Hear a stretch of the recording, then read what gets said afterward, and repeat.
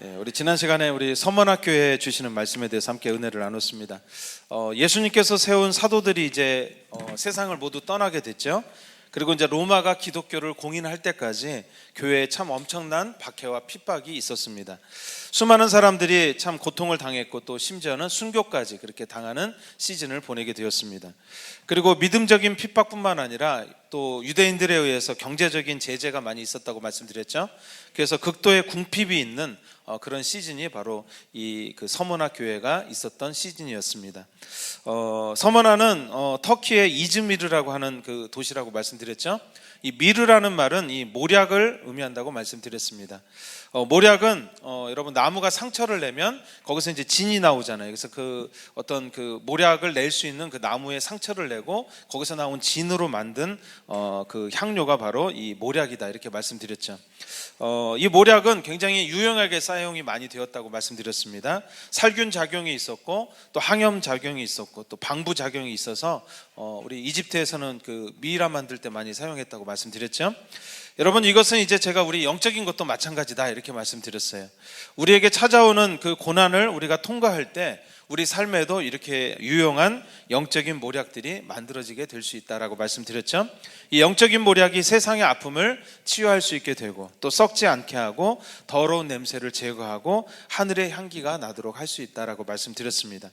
여러분들에게 허용되는 고난에는 반드시 하나님의 목적이 있음을 믿으시기 바랍니다. 그래서 고난의 시즌이 지날 때 여러분의 삶에 영적인 모략들이 다 만들어지기를 원합니다. 그래서 이 서문학교에 이 많은 고난들이 있었어요. 그때 여러분 많은 순교자들이 나왔는데 특히 이제 순교에 대해서도 제가 한번 말씀드렸죠. 우리는 순교하면 외국에 선교 나가서 죽는 것만을 이렇게 생각을 합니다. 하지만 순교는 여러분 우리의 삶에서부터 시작된다라고 말씀드렸죠. 순교는 지금의 자리에서 여러분이 고난을 통과하면서 자기 자신의 욕심과 욕망을 죽이면서부터 순교가 시작된다라고 말씀드렸습니다. 우리가 세상 살면서도 말씀대로 사는 게 쉽지 않죠. 그래서 여러분 또 때로는 손해볼 때도 많이 있거든요. 손해볼 거 알면서도 정직하게 하나님의 말씀대로 살아가고 하나님 앞에 바르게 사는 거, 또 품을 수 없는 사람을 용서하고 품고 그를 기도하고 함께 축복하는 것, 또 주님의 말씀에 순종하고 따르기 위해서 자신의 안락과 욕심을 버리는 모든 것, 이 모든 것들이 저는 순교의 시작이다라고 말씀드렸습니다. 여러분들의 삶에 허용되는 고난과 환난, 핍박이 있는 것을 여러분 이상하게 생각하지 마시기를 바랍니다. 그 고난을 통과할 때만이 생명의 면류관을 받을 수 있고 둘째 사망의 해를 받지 않을 수 있게 된다라고 말씀드렸죠. 그런 의미에서 고난과 환난은 우리에게 주시는 기회다라고 말씀드렸습니다. 서문학교회가 육신적으로는 환난을 당하고 또 경제적으로 좀 많이 궁핍했죠. 하지만 여러분 주님께서 서문학교회를 칭찬하십니다. 참 부유한 자라 이렇게 말씀하십니다. 오늘 우리의 삶에 이 영적인 모략이 있다면 오늘 저와 여러분들도 부유한 자로 여러분 주님의 칭찬을 듣게 될 줄로 믿습니다. 자, 오늘은 7교회 중에 세 번째 교회인 이 버가모 교회에 주시는 말씀에 대해서 함께 은혜를 나누도록 하겠습니다. 먼저 오늘 본문 계시록 2장 12절 우리 다시 한번 읽었지만 다시 한번 같이 읽어봅니다. 시작. 버가모 교회의 사자에게 편지하라. 좌우에 날선 검을 가지신 이가 이르시되.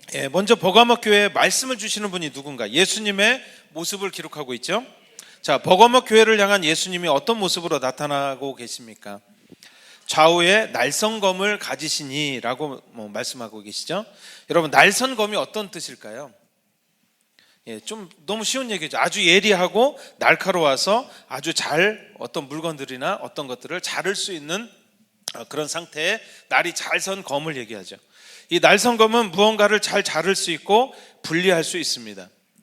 여러분 왜 예수님은 버가모 교회에 이렇게 예리하고 날선검을 가지신 모습으로 나타나셨을까요? 버가모는 제가 자료를 좀 찾아보니까요. 이제 서머나 우리 지난 시간에 나눴던 서머나 있죠. 이 서머나에서 이제 북쪽으로 한 100km 좀 떨어져 있는 그런 거리에 있었던 내륙에 위치한 그런 큰 도시였습니다. 그리고 300m 정도의 언덕 위에 세워진 도시예요. 그러니까 이 도시의 위치가 굉장히 높은 곳에 있었죠. 버가모는 그래서 이 뜻이 뭐냐? 요새라고 하는 뜻을 가지고 있습니다. 그러니까 굉장히 높은 곳에 성처럼 쌓여 있으니까 여러분 그때 당시에 좀 적으로부터 침범 받을 때 좀 많이 요새처럼 보호받을 수 있겠죠. 버가모에는 지혜의 신인 아테네, 그리고 풍요와 결혼의 신인 데메테르, 또 술의 신인 디오니소스 등 다양한 신들을 숭배하는 신전이 굉장히 많았다는 그런 기록이 있습니다. 또 뭐 여러분 뭐 그냥 참고로 들어주세요. 제가 그래도 자료 찾았으니까 말씀드려야죠. 아우구스투스, 그 다음에 트라이안, 또 카라칼라 같은 로마의 황제에 대한 이 세 명의 신전이 크게 자리 잡고 있었다고 합니다. 또한 이곳에는 아스클레피온이라고 하는 신전으로도 유명했는데 그게 무슨 말인가 그랬을 텐데, 그 신전 안에 여러분 그 돌기둥에는 이 뱀의 형상들이 만들어져 있었는데, 여러분 그것은 그리스 신화에 나오는 의료의 신을 의미합니다. 여러분 지금도 그 병원이나 의료 조합 이렇게 보시면 이렇게 좀 뭐죠? 이렇게 그 뱀 이렇게 모양 있죠? 예, 그게 이제 여기서부터 시작이 된 거예요. 그래서 치료가 필요한 수많은 사람들이 각종 질병을 고치기 위해서 이곳으로 몰려들었다고 하는 기록이 있습니다. 로마 제국의 3대 황제인 칼리굴라도 이곳에 와서 치료를 받고, 치료받아서 좋아졌겠죠. 그러니까 5천 명을 수용할 수 있는 대형 극장을 세워준 그런 도시라고 합니다. 또 버가모는 사람들의 모든 필요가 잘 갖추어진 그런 도시였습니다. 여러분 쾌락을 좀 즐기고 싶다, 내가 오늘 좀 약간 알딸딸해지고 싶다, 뭐 이러면 여러분 술과 환락의 신인 이 디오니소스 신전에 가면 이렇게 술도 마실 수 있고 한바탕 쾌락을 즐길 수 있는 그런 장소였다고 합니다. 또한 풍작, 어떤 그 농사를 지면서 좀 풍년을 원하면 풍요의 신인 데메테르 신전에 가서 빌면 됐다는 거죠. 또 무언가를 결정해야 되는데, 요즘 우리 결정장애 많잖아요. 이게 무엇을 결정해야 될 때 어려움이 있을 때는 이 지혜의 여신인 아테네의 신전을 찾아가면 되었다고 합니다. 또 질병이 있으면 아까 치료의 신인 아스클레피오스의 신전을 찾아가서 치료를 구하면 됐다는 거죠. 평화와 안전의 보장이 필요할 때는 이 도미티아누스 황제의, 이 로마 황제의 신전을 또 찾아가서 빌면 됐다는 거죠.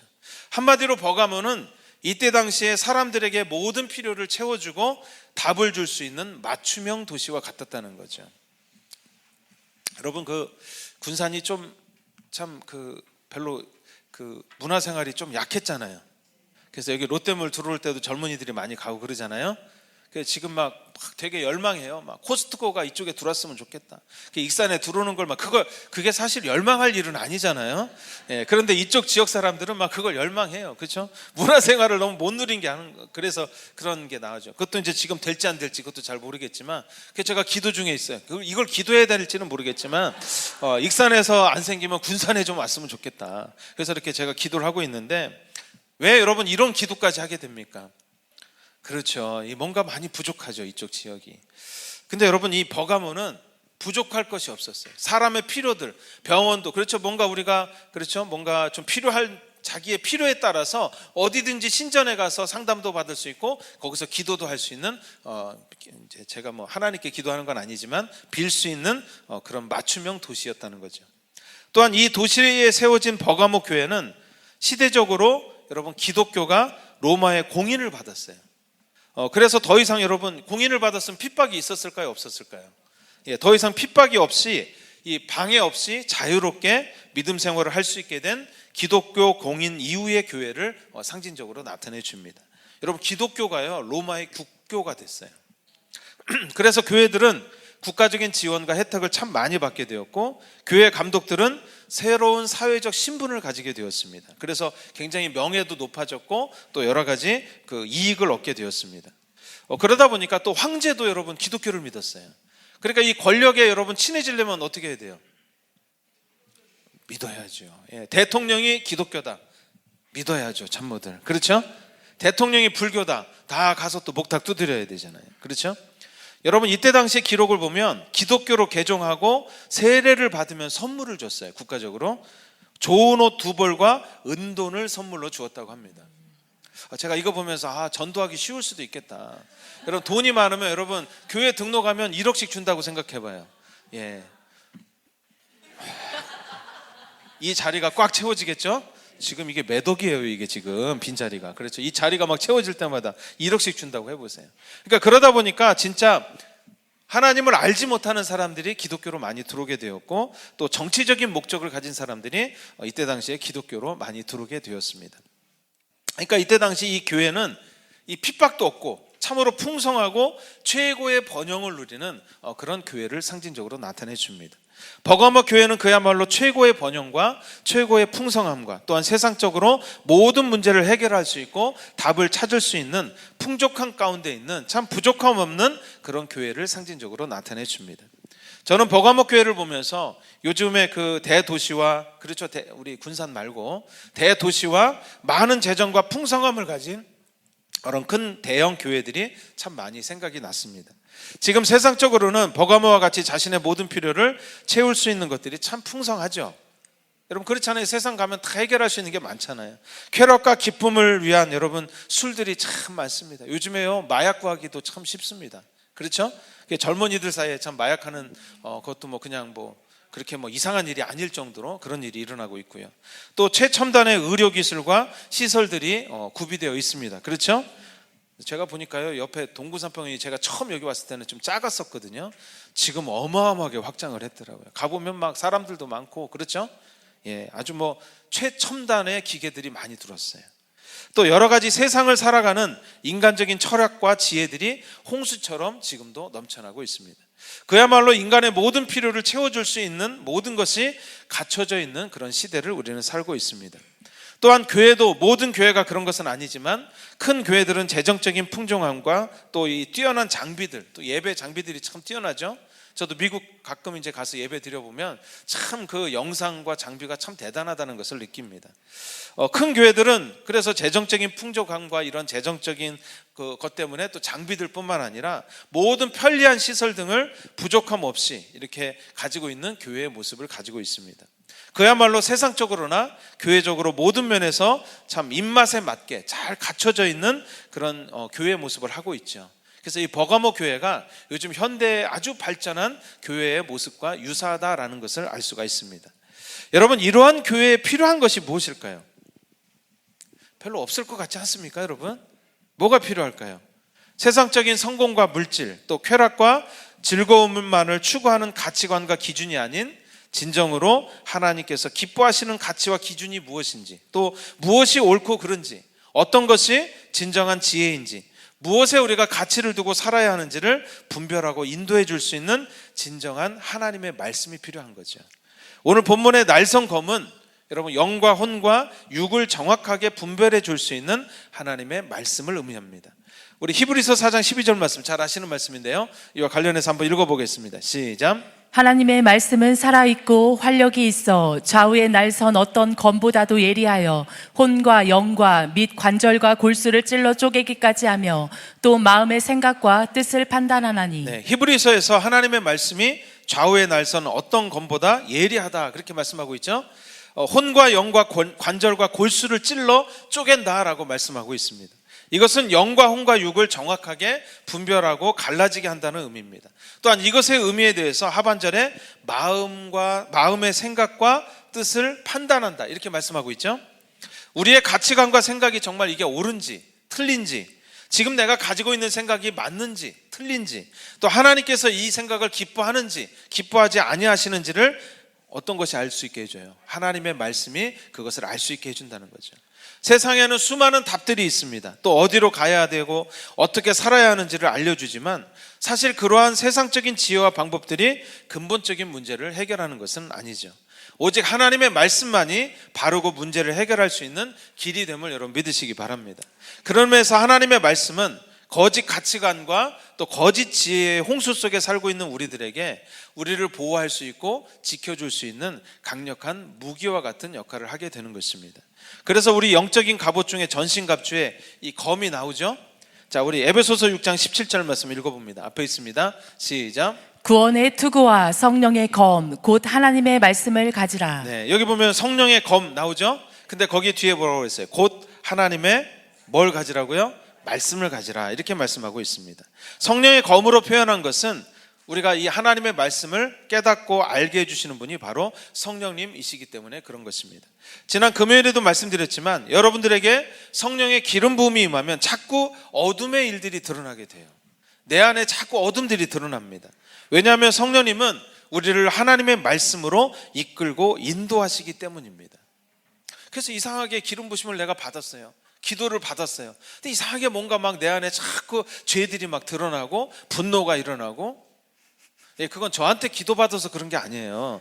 여러분, 성령님께서 임하시면 여러분 안에 잠재되어 있고 숨겨져 있던 거짓들이 자꾸 수면 위로 떠오르기 때문에 그런 것이죠. 여러분, 왜 그것이 드러날까요? 그렇죠. 그것을 깨끗하게 하기 원하시는 성령님의 사랑의 마음이 있기 때문에 그런 것입니다. 그래서 여러분, 우리가 이 말씀의 검은 바로 뭐예요? 내가 옳은지, 내가 지금 가고 있는 길이 맞는지 틀린지, 내가 생각하고 있는 것이 하나님이 기뻐하시는지 아닌지를 우리에게 분별해 주는 역할을 하게 된다는 것입니다. 성령님을 통해서 우리가 하나님께 점점 더 가까이 가면 갈수록 우리 안에 하나님께서 원치 않는 것과 또 육신에 속한 것들이 점점 더 많이 드러나서 분리되게 된다는 거예요. 그게 여러분 말씀이 예리하게 이렇게 좀 쪼갠다는 의미라고 말씀드리고 싶습니다. 오늘 여러분들에게 하나님의 말씀이 모든 것의 기준과 분별이 될 수 있기를 주님의 이름으로 간절히 축원합니다. 자, 계속해서 오늘 본문 13절 말씀 같이 읽어보겠습니다. 앞에 있습니다. 시작. 내가 어디에 사는지를 내가 아노니 거기는 사단의 권자가 있는 데라. 내가 내 이름을 굳게 잡아서 내 충성된 증인 안디바가 너희 가운데 곧 사단이 사는 곳에서 죽임을 당할 때에도 나를 믿는 믿음을 저버리지 아니하였도다. 아멘. 13절에는 이 버가모 교회를 향한 칭찬의 말씀이 기록되어 있습니다. 내가 어디에 사는지를 아노니 사단의 권자가 있는 데라, 이렇게 말씀하고 있죠.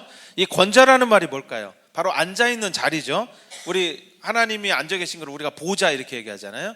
같은 의미예요. 즉 사단의 중심부에 있다는 의미인데, 앞에서도 말씀드렸지만 이 버가모라는 도시에는 아주 다양한 이방 신전들이 다 있었어요. 또 로마의 황제의 신전들이 있었죠.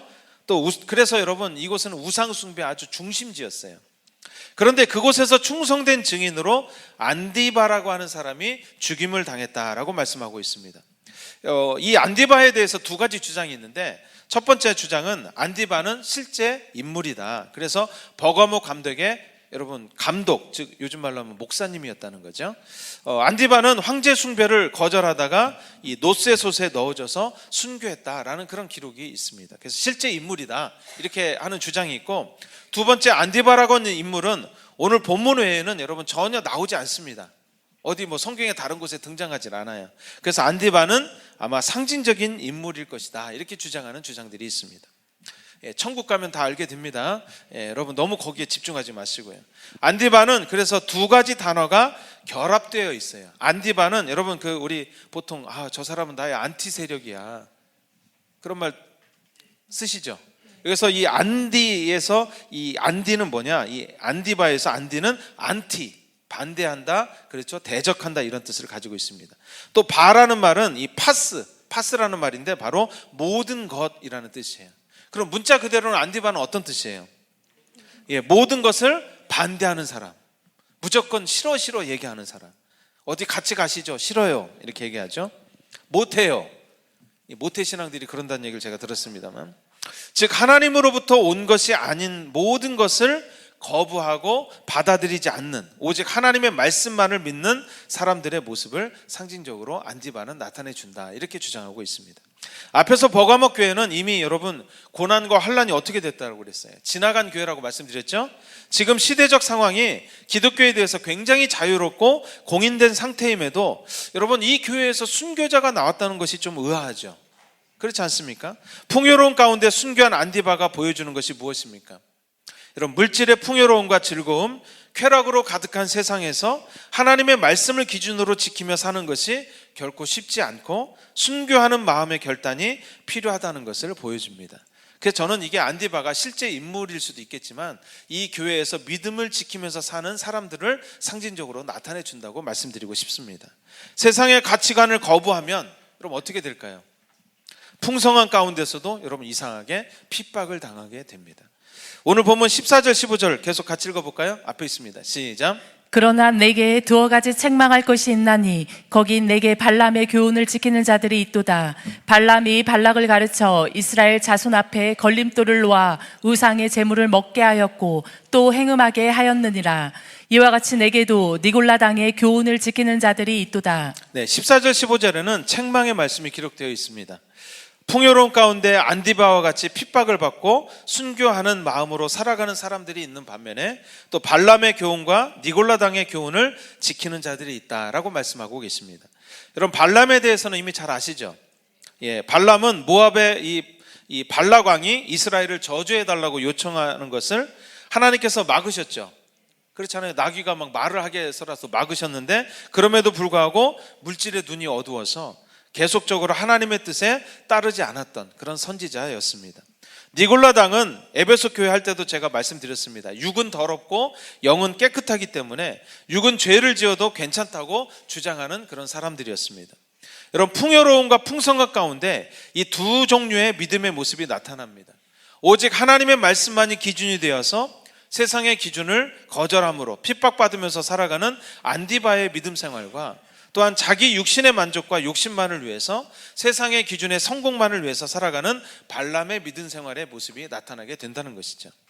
종교의 자유가 보장된 지금의 시대에도요, 여러분, 하나님의 말씀이 다림질이 되어서 살아가다 보면 안디바와 같이 환영을 받지 못하고 핍박을 받게 된다는 것을 알 수가 있습니다. 성령의 기름 부으심을 여러분 사모하시잖아요. 그러면 안 좋은 소리 들어요. 너 이상한 교회 다닌다, 빨리 나와야 된다, 이런 소리를 여러분 듣게 됩니다. 근데 세상에 여러분 종교의 자유가 있잖아요.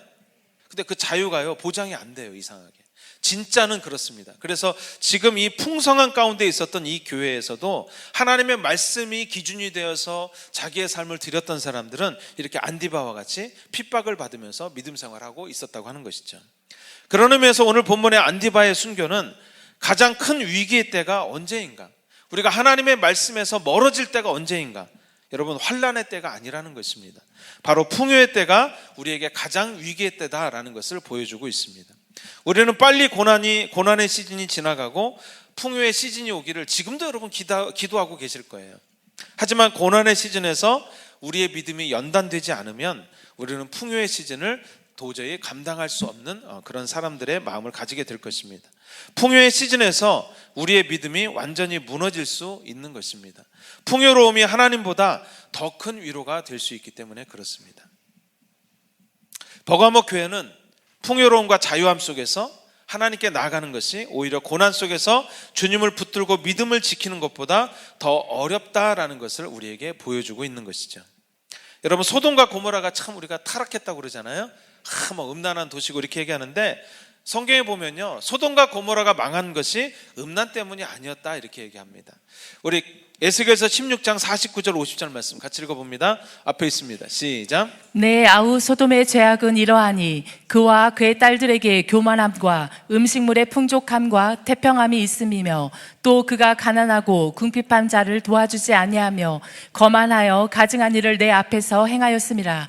그러므로 내가 보고 곧 그들을 없이 하였느니라. 네, 소돔의 멸망 원인은 바로 교만함과 음식물의 풍족함, 태평함이었다라고 성경은 기록하고 있죠.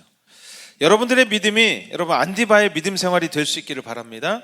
하나님께서 기뻐하지 않는 모든 것들을 거부하고, 안디바가 그런 뜻이라고 그랬죠. 오직 하나님의 말씀만이 우리의 기준이 되고 다림줄이 될 수 있는 그런 결단을 가지고 살아야 되는 시대가 바로 요즘의 시대라고 하는 것입니다. 또한 여러분들에게 부어지는 축복과 풍요로움이 잘 다스려져서 여러분 하나님의 쓰임을 받을 수 있는 그릇들과 도구들이 되기를 원합니다.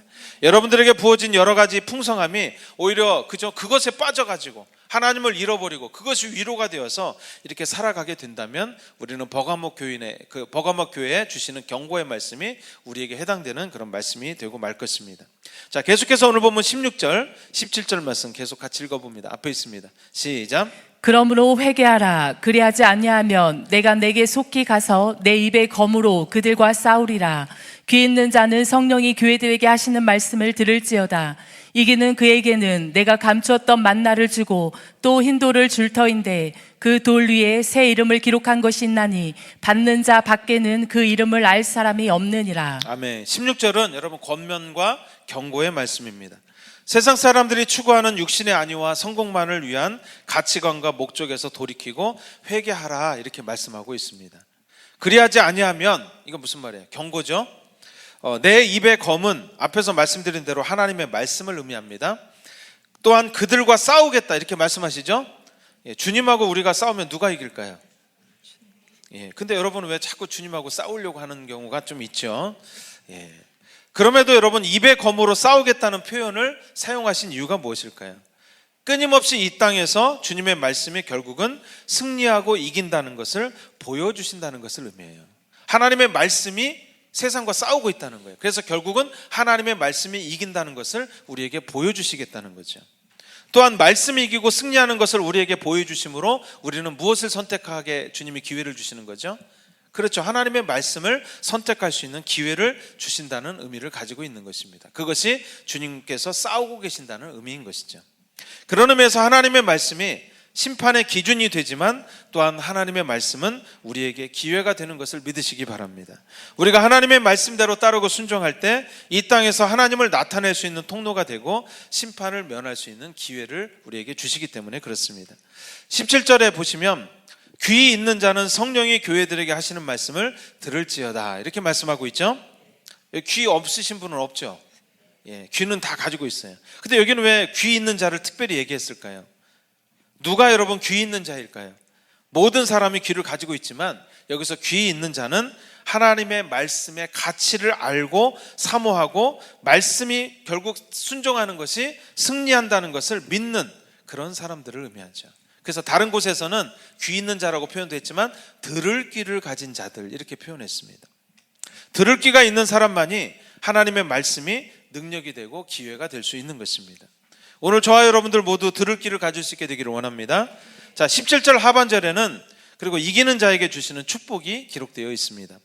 먼저 이기는 자에게 뭘 주시겠다고 그러죠? 감추었던 만나를 주시겠다 이렇게 말씀합니다. 여러분들이 잘 아시다시피 만나가 뭐예요? 만나는 이스라엘 백성들이 광야에서 이제 먹을 것이 없었죠. 그때 하늘에서 여러분 초자연적으로 내린 일용할 양식이었습니다. 우리 요한복음 6장 35절 말씀 같이 읽어보겠습니다. 앞에 있습니다. 시작.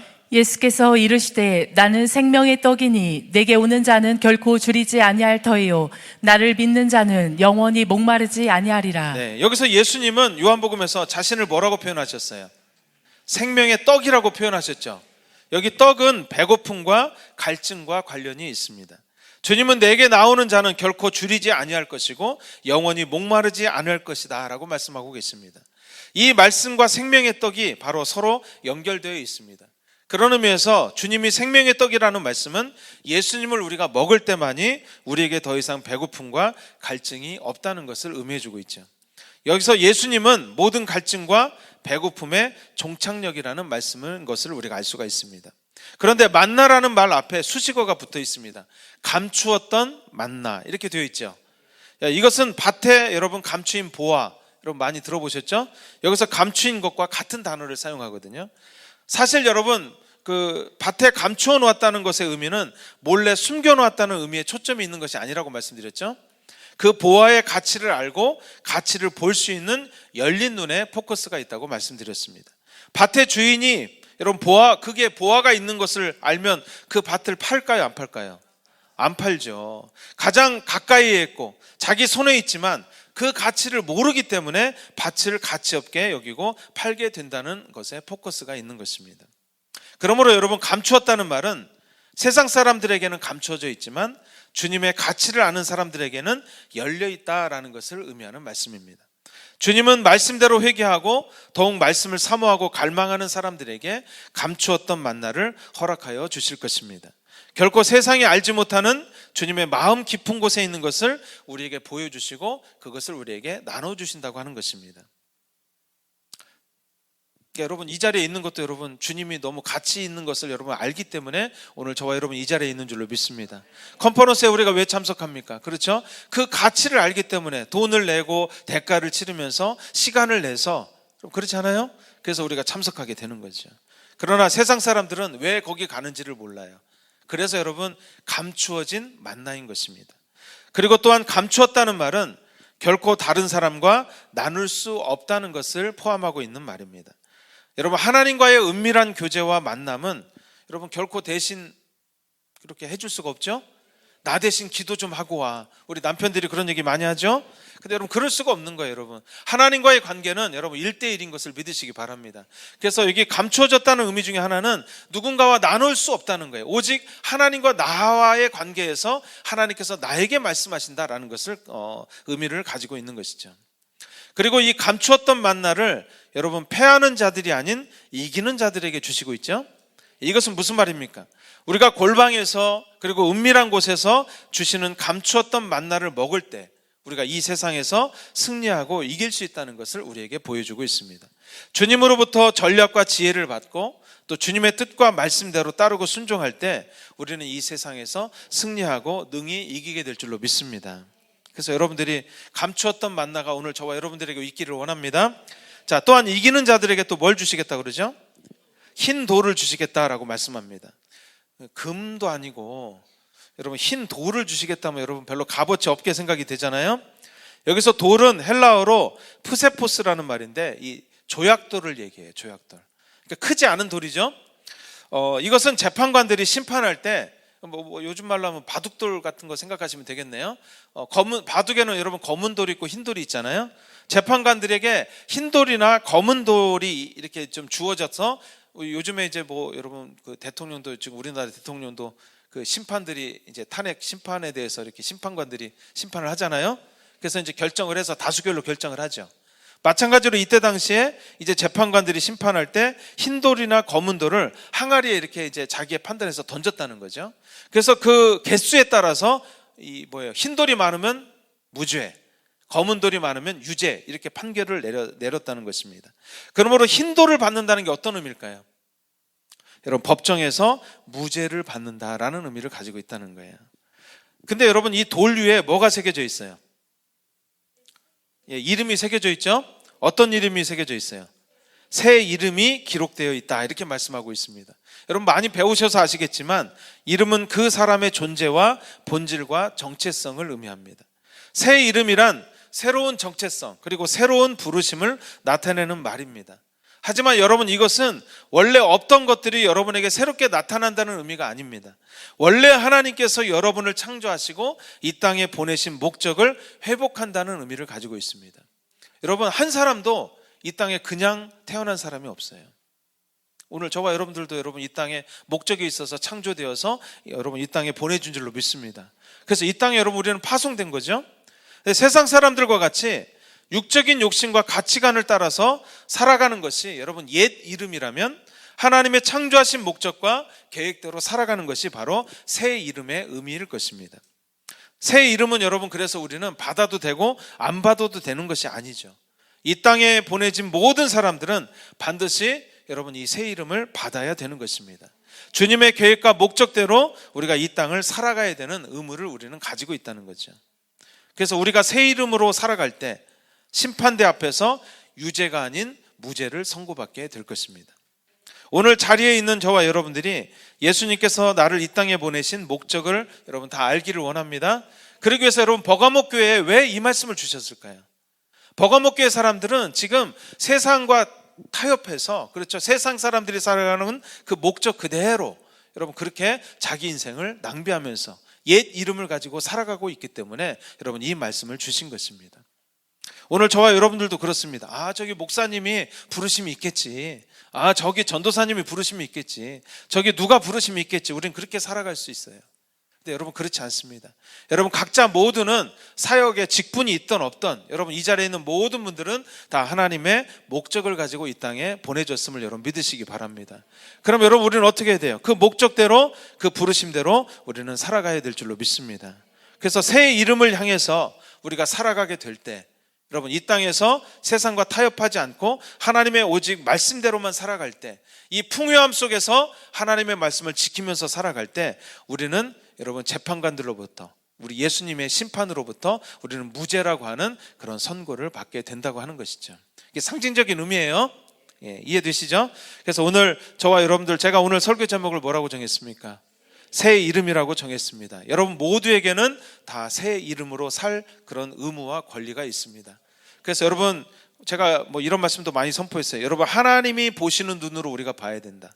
그래서 우리 미래에 있는 모습을 우리가 지금 현재로 당겨와야 된다. 이런 말씀 많이 드렸죠. 지금 과거에 내가 받았던 상처와 아픔들을 지금도 한숨 쉬면서 여러분 그렇게 살아가지 마시고 여러분 하나님께서 여러분에게 주신 새 이름 미래에 여러분이 결론 지어질 그 모습을 현재에 선포하고 여러분 살아갈 수 있는 오늘 저와 여러분이 되기를 원합니다. 그것이 새 이름을 가지고 살아가는 거예요.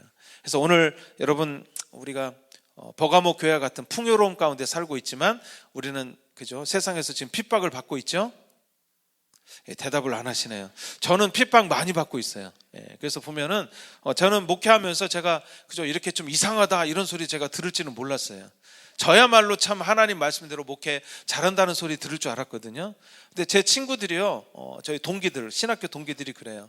홍 목사가 잘못되었다라는 말을 많이 해요. 그래서 제가 생각에는 저는 잘 됐거든요. 왜냐하면 이전보다 제가 신학교 다닐 때보다 지금 하나님을 더 잘 섬기려고 하고 기도하려고 하는데 그들의 눈에 볼 때는 잘못되었다는 거죠. 뭐 때로는 여러분 우리 교회가 뭐 그죠? 우리 10단이다 이렇게 얘기해요. 2단이라는 얘기는 안 하고. 그러니까 그런 얘기를 왜 합니까? 사실 우리는 말씀대로 살아가려고 하고 이 풍요로움 속에서도 우리의 육적인 목적보다 하나님의 말씀을 위해서 우리가 살아가고 있습니다. 그러다 보니까 여기 안디바와 같이 이런 핍박과 순교의 자리로 나아가게 되는 것이죠. 그래서 순교는 꼭 죽는 것이 그저 뭐 우리의 목숨이 육적으로 죽는 것만을 의미하는 것이 아니라 여러분 삶 속에서 지금의 자리에서 하나님의 말씀대로 타협하지 않고 살아갈 때 여러분 우리가 경험하는 핍박들이 바로 순교의 시작이다라고 말씀드렸던 것입니다. 오늘 저와 여러분들에게 새 이름이 다시 회복되기를 원합니다. 하나님의 말씀과 목적대로 나아갈 수 있는 은혜가 있기를 바랍니다. 이것은 누가 알려줄 수가 없는 거예요. 여러분이 하나님과 은밀한 장소에 나가서 여러분 주님께 기도할 때 여러분의 소중함과 존귀함을 알게 될 줄로 믿습니다. 여러분 하나님이 존귀한 자라고 말씀하시는 거예요. 여러분 하나님의 뜻대로 부르심을 받고 이 땅에 파송되었기 때문에 여러분은 가치 없는 사람들이 아니에요. 너무나도 가치 있는 아주 존귀한 이름을 가진 그런 사람들이다라는 것을 알 수가 있습니다. 오늘 저와 여러분들이 새 이름을 향해서 달려가는 오늘 저와 여러분이 되시기를 주님의 이름으로 간절히 축원합니다. 함께 기도하겠습니다.